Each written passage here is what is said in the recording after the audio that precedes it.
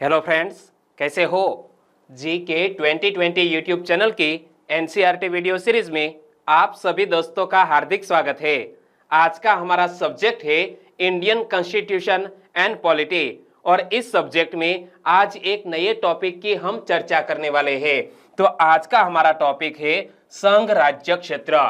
जी हाँ, संघ राज्य क्षेत्र से जुड़े हुए कुछ महत्वपूर्ण अनुच्छेद की बात इस वीडियो में हम करने वाले हैं और खास तौर पर दिल्ली के मामले में क्या प्रावधान किया गया है उनकी बात भी यह वीडियो में हम करने वाले हैं। तो यह वीडियो में आप लास्ट तक बने रहिए। लास्ट में कमेंट सेक्शन में जरूर बताना कि आपको यह वीडियो कैसा लगा और अभी तक आपने हमारी जीके 2020 चैनल को सब्सक्राइब नहीं किया है तो सब्सक्राइब कीजिए, पास में जो बेल आइकन है उसे भी प्रेस कर दीजिए क्योंकि आने वाले हर एक वीडियो की अपडेट आपको सबसे पहले मिले। चलिए बिना वक्त गंवाए स्टार्ट करें। तो आज का हमारा टॉपिक है संघ राज्य क्षेत्र। संघ राज्य क्षेत्रों तथा केंद्र शासित प्रदेशों में भी अंतर है। क्या? संघ राज्य क्षेत्रों तथा केंद्र शासित प्रदेशों में भी अंतर है। प्रत्येक केंद्र शासित प्रदेश तो संघ राज्य क्षेत्र होता ही है, पर यह जरूरी नहीं है कि हर संघ राज्य क्षेत्र केंद्र शासित प्रदेश भी हो। वर्तमान में जम्मू व कश्मीर दोस्तों यह प्रस्तावित है और इसके अलावा पुदुचेरी और दिल्ली तीन ऐसे संघ राज्य क्षेत्र है जिनके पास अपने विधानमंडल और अपनी सरकारें हैं। दोस्तों, संघ राज्य क्षेत्र यानी कि ऐसे केंद्र शासित प्रदेश जिनके पास अपने विधानमंडल है, अपनी विधानसभा है। तो दोस्तों, पुदुचेरी में भी विधानसभा है, दिल्ली में भी विधानसभा है और आने वाले वक्त में जम्मू कश्मीर में भी विधानसभा का गठन किया जा सकता है और इसीलिए यहां लिखा है प्रस्तावित। एक बार फिर से देख लो, संघ राज्य क्षेत्रों तथा केंद्र शासित प्रदेशों में भी अंतर है। प्रत्येक केंद्र शासित प्रदेश तो संघ राज्य क्षेत्र होता ही है, पर यह जरूरी नहीं है कि हर संघ राज्य क्षेत्र केंद्र शासित प्रदेश भी हो। वर्तमान में जम्मू व कश्मीर, पुदुचेरी और दिल्ली तीन ऐसे संघ राज्य क्षेत्र है जिनके पास अपने विधानमंडल और अपनी सरकारें हैं। लेकिन याद रख लो कि जम्मू कश्मीर यह प्रस्तावित है जिनके पास अभी तक विधानमंडल नहीं है, आने वाले वक्त में गठन किया जा सकता है। चलिए, जो इंफॉर्मेशन मैंने आपको बताई इनसे रिलेटेड एक क्वेश्चन आपकी स्क्रीन पर है। बताइए कि वर्तमान में किस संघ राज्य क्षेत्र के पास अपने विधानमंडल और अपनी सरकारें हैं? तो दोस्तों दो, एक तो पुदुचेरी और दिल्ली, लेकिन जम्मू कश्मीर में अभी प्रस्तावित है, वहां पर विधानमंडल और अपनी सरकार नहीं है। ओके, तो सही आंसर बन जाता है दिल्ली, पुदुचेरी और दिल्ली। और यह दोस्तों सही आंसर दिया गया है ऑप्शन डी में, ए और बी दोनों। और संघ राज्य क्षेत्रों का प्रशासन दोस्तों किस तरह चलाया जाता है? संविधान के किस अनुच्छेद के तहत संघ राज्य क्षेत्रों का प्रशासन चलता है? तो देखो, अनुच्छेद 239(1) में कहा गया है कि अब तक संसद इस संबंध में कोई विधि न बनाए तब तक राष्ट्रपति ही प्रत्येक संघ राज्य क्षेत्र का प्रशासन चलाएगा। क्या? संविधान के अनुच्छेद 239(1) में कहा गया है कि जब तक संसद इस संबंध में कोई विधि न बनाए तब तक देश के राष्ट्रपति ही प्रत्येक संघ राज्य क्षेत्र का प्रशासन चलाएगा। तो मतलब यह हुआ कि संघ राज्य क्षेत्र के बारे में विधि का निर्माण करने का दोस्तों अधिकार किसके पास है? संसद के पास है। और राष्ट्रपति को यह शक्ति दी गई है कि वह संघ राज्य क्षेत्र के लिए किसी व्यक्ति को प्रशासक नियुक्त कर सके तथा जितनी मात्रा तक वह ठीक समझे उसके माध्यम से उस क्षेत्र का प्रशासन करे। क्या?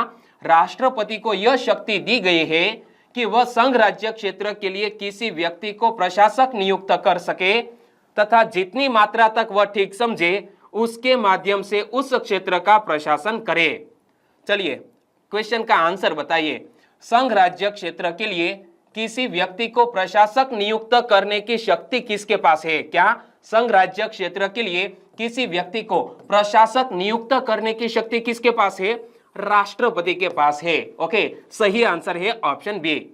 और अनुच्छेद 239(2) में राष्ट्रपति को यह शक्ति दी गई है कि वह किसी राज्य के राज्यपाल को निकटवर्ती संघ राज्य क्षेत्र का प्रशासक नियुक्त कर सकता है। क्या? संविधान के अनुच्छेद 239(2) में राष्ट्रपति को यह शक्ति दी गई है कि वह किसी राज्य के राज्यपाल को निकटवर्ती संघ राज्य क्षेत्र का प्रशासक नियुक्त कर सकता है। और अनुच्छेद 241 में संघ राज्य क्षेत्रों के लिए उच्च न्यायालय का प्रावधान किया गया है। क्या? अनुच्छेद 241 में संघ राज्य क्षेत्रों के लिए उच्च न्यायालय का प्रावधान किया गया है। तो दोस्तों, उच्च न्यायालय जिस तरह दिल्ली में है, दिल्ली को अपनी स्वतंत्र हाईकोर्ट है। ओके, तो इसके तहत संसद विधि द्वारा किसी संघ राज्य क्षेत्र के लिए उच्च न्यायालय का गठन कर सकती है। क्या? संसद को यह दोस्तों शक्ति प्राप्त है कि वो किसी संघ राज्य क्षेत्र में भी उच्च न्यायालय का गठन कर सकती है। एक बार फिर से देख ले कि अनुच्छेद 241 में संघ राज्य क्षेत्रों के लिए उच्च न्यायालय का प्रावधान किया गया है। इसके तहत संसद विधि द्वारा किसी संघ राज्य क्षेत्र के लिए उच्च न्यायालय का गठन कर सकती है। चलिए इस क्वेश्चन का आंसर बताइए कि संविधान के किस अनुच्छेद में संघ राज्य क्षेत्रों के लिए उच्च न्यायालय का प्रावधान किया गया है। तो मैंने आपको बताया कौन सा अनुच्छेद, अनुच्छेद 241 में यह जिक्र किया गया है कि संघ राज्य क्षेत्र के लिए दोस्तों हाई कोर्ट का प्रावधान, यानी कि संघ राज्य क्षेत्रों में हाई कोर्ट का गठन किया जा सकता है, संविधान के अनुच्छेद 241। और यहां पर भी मैंने आपको बात बताई थी कि अनुच्छेद 241 में संघ राज्य क्षेत्रों के लिए उच्च न्यायालय का दोस्तों प्रावधान किया गया है और इसके तहत संसद विधि द्वारा किसी संघ राज्य क्षेत्र के लिए उच्च न्यायालय का गठन कर सकती है। तो सही आंसर बनता था अनुच्छेद 241। संघ राज्य क्षेत्रों में विधानमंडल की बात करें तो 14वें संविधान संशोधन अधिनियम 1962 द्वारा अनुच्छेद 239 को शामिल किया गया। इस अनुच्छेद के अनुसार संसद को कुछ संघ राज्य क्षेत्रों के संबंध में यह अधिकार दिया गया था कि वह विधि द्वारा, दोस्तों आगे मैं आपको बताने वाला हूं, एक बार फिर से देख लो कि 14वें संविधान संशोधन अधिनियम 1962 द्वारा अनुच्छेद 239 को शामिल किया गया। इस अनुच्छेद के अनुसार संसद को कुछ संघ राज्य क्षेत्रों के संबंध में यह अधिकार दिया गया था कि वह विधि द्वारा उस राज्य क्षेत्र के विधानमंडल के रूप में कार्य करने के लिए पूर्णतः निर्वाचित अथवा अंशतः निर्वाचित व अंशतः मनोनीत निकाय का सृजन कर सकेगी। दोस्तों, संसद को यह शक्ति दी गई है और उस राज्य क्षेत्र के लिए मंत्री परिषद का सृजन कर सकेगी, या तो विधानमंडल तथा मंत्री परिषद दोनों का सृजन कर सकेगी। कौन? संसद को यह शक्ति दी गई है संघ राज्य क्षेत्र के मामले में। तो 14वें संविधान संशोधन अधिनियम 1962 द्वारा अनुच्छेद 239 को शामिल किया गया। इस अनुच्छेद के अनुसार संसद को कुछ संघ राज्य क्षेत्रों के संबंध में यह अधिकार दिया गया था कि वह विधि द्वारा उस राज्य क्षेत्र के विधानमंडल के रूप में कार्य करने के लिए पूर्णतः निर्वाचित अथवा अंशतः निर्वाचित व अंशतः मनोनीत निकाय का सृजन कर सकेगी, उस राज्य क्षेत्र के लिए मंत्री परिषद का सृजन कर सकेगी या विधानमंडल तथा मंत्री परिषद दोनों का सृजन कर सकेगी। और संसद ने अपनी इस शक्ति का प्रयोग करते हुए संघ राज्य क्षेत्र शासन अधिनियम 1963 पारित किया, जिसके तहत पुदुचेरी सहित उस समय के प्रायः सभी संघ राज्य क्षेत्रों में विधानमंडल तथा मंत्री परिषद का प्रावधान किया गया, जिनमें हिमाचल प्रदेश, मणिपुर और त्रिपुरा भी शामिल थे। दोस्तों, हिमाचल प्रदेश, मणिपुर और त्रिपुरा हमारे पूर्व संघ राज्य क्षेत्र थे, जहां पर इस तरह के विधानमंडल और मंत्री परिषद का प्रावधान किया गया है। एक बार फिर से देखो कि संसद ने अपनी इस शक्ति का प्रयोग करते हुए संघ राज्य क्षेत्र शासन अधिनियम 1963 पारित किया, जिसके तहत पांडिचेरी सहित उस समय के प्रायः सभी संघ राज्य क्षेत्रों में विधानमंडल तथा मंत्री परिषद का प्रावधान किया गया, जिसमें हिमाचल प्रदेश, मणिपुर और त्रिपुरा भी शामिल है। तो दोस्तों, यहां आपके सामने भारत का मैप है और भारत के मैप में हिमाचल प्रदेश, मणिपुर और त्रिपुरा कहां पर है, वीडियो को पॉज करें और अंदाज लगाइए, क्योंकि आपको भारत के सभी राज्यों का लोकेशन याद होना चाहिए। ओके, और आगे चलकर हिमाचल प्रदेश, मणिपुर, त्रिपुरा, मिजोरम, अरुणाचल प्रदेश तथा गोवा राज्य बन गए और उन्हें अनुच्छेद 239 क से हटा लिया गया। क्या दोस्तों? जो संघ राज्य क्षेत्र थे, केंद्र शासित प्रदेश थे, आगे चलकर हमारे देश के राज्य बन गए। और इसीलिए यह जो पहले केंद्र शासित या तो संघ राज्य क्षेत्र थे, उन्हें अनुच्छेद 239 क से हटा लिया गया कि आगे चलकर हिमाचल प्रदेश, मणिपुर, त्रिपुरा, मिजोरम, अरुणाचल प्रदेश तथा गोवा राज्य बन गए और उन्हें अनुच्छेद 239 क से हटा लिया गया। चलिए इस क्वेश्चन का आंसर बताइए कि संघ राज्य क्षेत्र शासन अधिनियम 1963 के तहत किस संघ राज्य क्षेत्रों में विधानमंडल तथा मंत्री परिषद का प्रावधान किया गया? तो दोस्तों हमने हिमाचल प्रदेश का भी जिक्र किया, मणिपुर और त्रिपुरा का भी जिक्र किया। तो दोस्तों यह संघ राज्य क्षेत्र शासन अधिनियम 1963 के तहत यह सभी संघ राज्य क्षेत्रों में विधानमंडल तथा मंत्री परिषद का प्रावधान किया गया। तो तीनों राज्यों के नाम आपको याद रख लेने हैं, हिमाचल प्रदेश, मणिपुर और त्रिपुरा। और पुदुचेरी के अलावा दिल्ली में भी अपना विधानमंडल और सरकार है, किंतु उसका संबंध 69वें संविधान संशोधन द्वारा अलग से जोड़े गए अनुच्छेद 239 क तथा 239 क ख से है। क्या? पुदुचेरी के अलावा दिल्ली में भी अपना विधानमंडल और सरकार है, किंतु उसका संबंध 69वें संविधान संशोधन द्वारा अलग से जोड़े गए अनुच्छेद कौन कौन से? दिल्ली के मामले में यह दो अनुच्छेद है, वो आपको याद रख लेने हैं, अनुच्छेद 239 क और अनुच्छेद 239 क ख। ओके, और अनुच्छेद 239 ख दोस्तों यह 27वें संशोधन अधिनियम 1971 द्वारा यह अनुच्छेद जोड़ा गया। तो अनुच्छेद 239 ख का संबंध संघ राज्य क्षेत्रों के प्रशासनों की अध्यादेश जारी करने की शक्ति से है। क्या?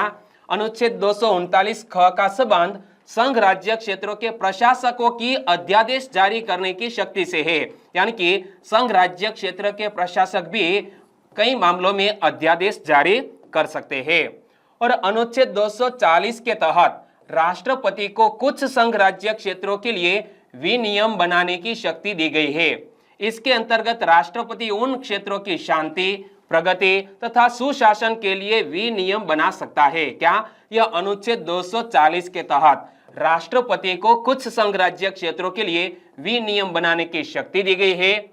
इसके अंतर्गत राष्ट्रपति उन क्षेत्रों की शांति, प्रगति तथा सुशासन के लिए विनियम बना सकता है।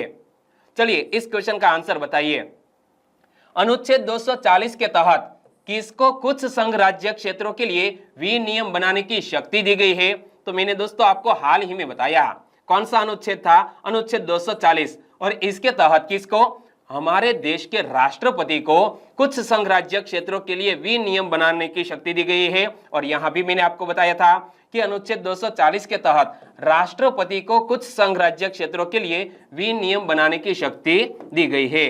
आगे बात करें तो दिल्ली के लिए विशेष प्रावधान क्या किया गया है, यह समझने वाली बात है। आपका ध्यान अब स्क्रीन पर होना चाहिए, नजरें जमाइए रखिए। ओके, तो 1952 में पहली बार दिल्ली की विधानसभा स्थापित की गई थी। कब?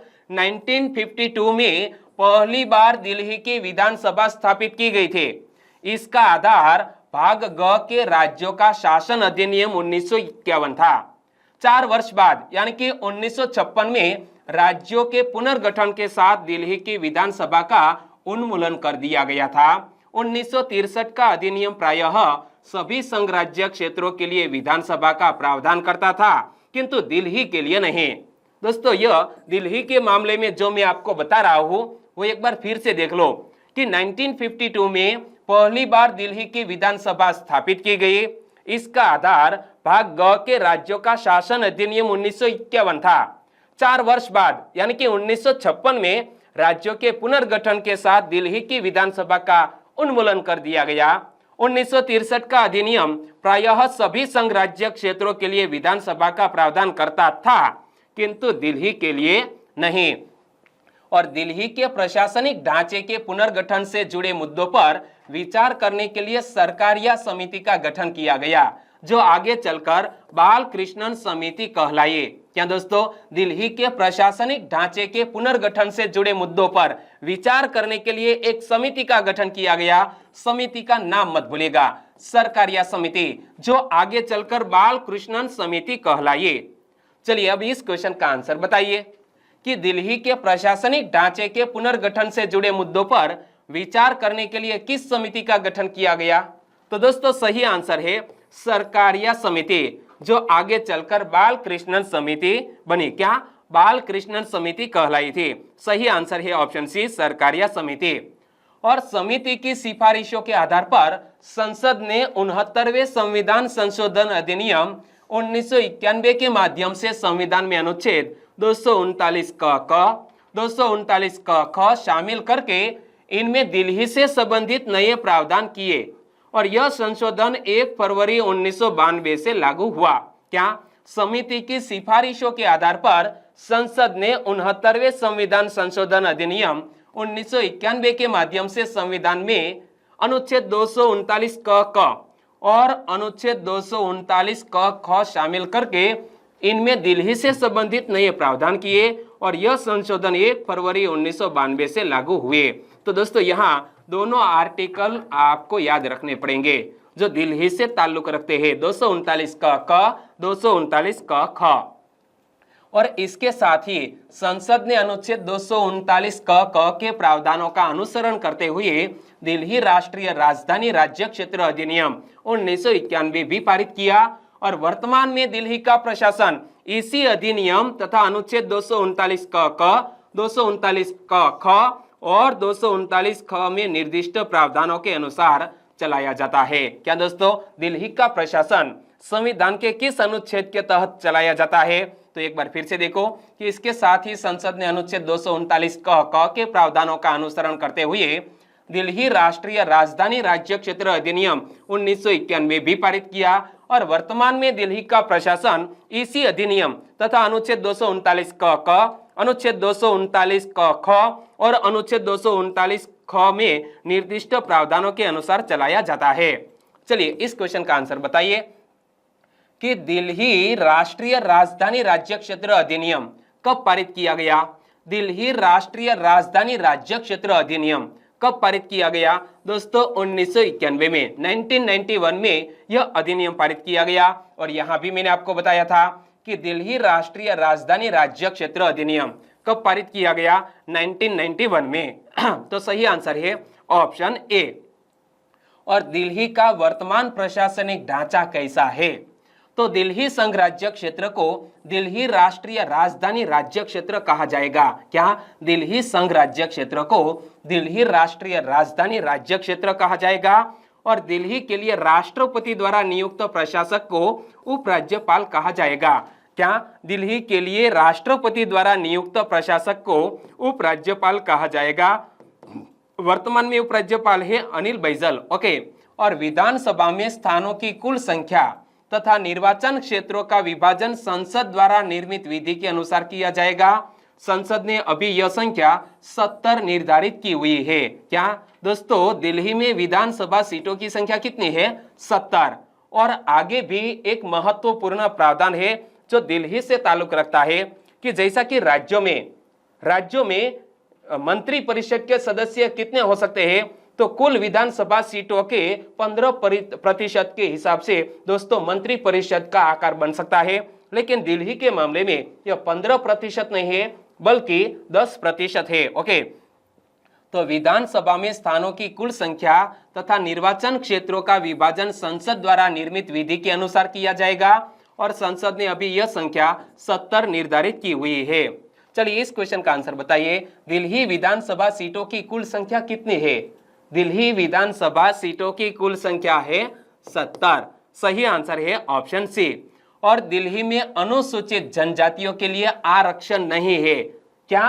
दिल्ली में अनुसूचित जनजातियों के लिए आरक्षण नहीं है। क्यों? क्योंकि दिल्ली की जनसंख्या में अनुसूचित जनजातियों की उपस्थिति ही नहीं है। क्या? दिल्ली में अनुसूचित जनजातियों के लिए आरक्षण का प्रावधान नहीं है क्योंकि दिल्ली की जनसंख्या में अनुसूचित जनजातियों की उपस्थिति नहीं है। और शेष राज्यों तथा केंद्र सरकार के लिए 91वें संविधान संशोधन के तहत मंत्री परिषद के सदस्यों की अधिकतम संख्या 15%। क्या दोस्तों? निम्न सदन की कुल सदस्य संख्या के 15% हो सकती है, किंतु दिल्ली सरकार के मामले में इसकी सीमा 10% की गई है। दोस्तों शेष राज्यों तथा केंद्र सरकार के लिए 91वें संविधान संशोधन के तहत मंत्री परिषद के सदस्यों की अधिकतम संख्या 15%, यानी कि जो निम्न सदन है, निम्न सदन की कुल सदस्य संख्या के 15% के हिसाब से हो सकती है, किंतु दिल्ली सरकार के मामले में यह जो सीमा है वो 10% की है। चलिए अब आंसर बताइए, दिल्ली मंत्री परिषद के सदस्यों की अधिकतम संख्या कितनी होगी? तो दोस्तों मैंने आपको बताया कि दिल्ली की विधानसभा सीटों की संख्या है 70, और दोस्तों 10% के हिसाब से यहां दिल्ली में मंत्री परिषद का गठन किया जाएगा, तो 10%। तो इस तरह दोस्तों काउंट करें तो मतलब यह हुआ कि दिल्ली विधानसभा की मंत्री परिषद कितनी बनेगी? 7 मंत्री बनेंगे। ओके, तो सही आंसर है ऑप्शन बी। और मुख्यमंत्री की नियुक्ति राष्ट्रपति करेगा। क्या? दिल्ली के मुख्यमंत्री की नियुक्ति राष्ट्रपति करेगा, अन्य मंत्रियों की नियुक्ति राष्ट्रपति ही करेगा, किंतु मुख्यमंत्री की सलाह से।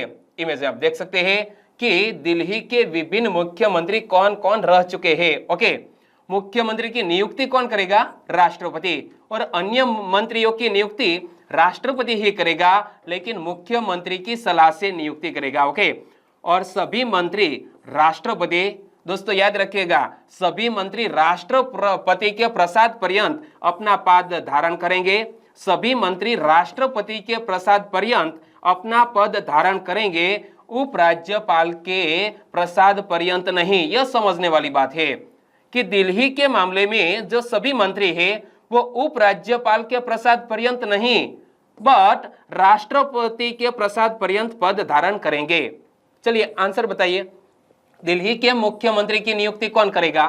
दिल्ली के मुख्यमंत्री की नियुक्ति कौन करेगा? हमारे देश के राष्ट्रपति। सही आंसर है ऑप्शन ए। तो यहां वीडियो को खत्म करते हैं। आपके समझ में यह संघ राज्य क्षेत्र आ गया है तो वीडियो को लाइक करें, और वाकई में कॉन्स्टिट्यूशन से जुड़ी हुई हमारी यह सीरीज आपको अच्छी लगी है तो प्लीज लाइक करें, और आपके दोस्तों को फेसबुक, व्हाट्सएप या टेलीग्राम के जरिए इस वीडियो की लिंक शेयर करना मत भूलिएगा। बस छोटी सी उम्मीद के साथ वीडियो खत्म करें, फिर मिलेंगे एक नए टॉपिक के साथ। तब तक के लिए टेक केयर एंड जय हिंद।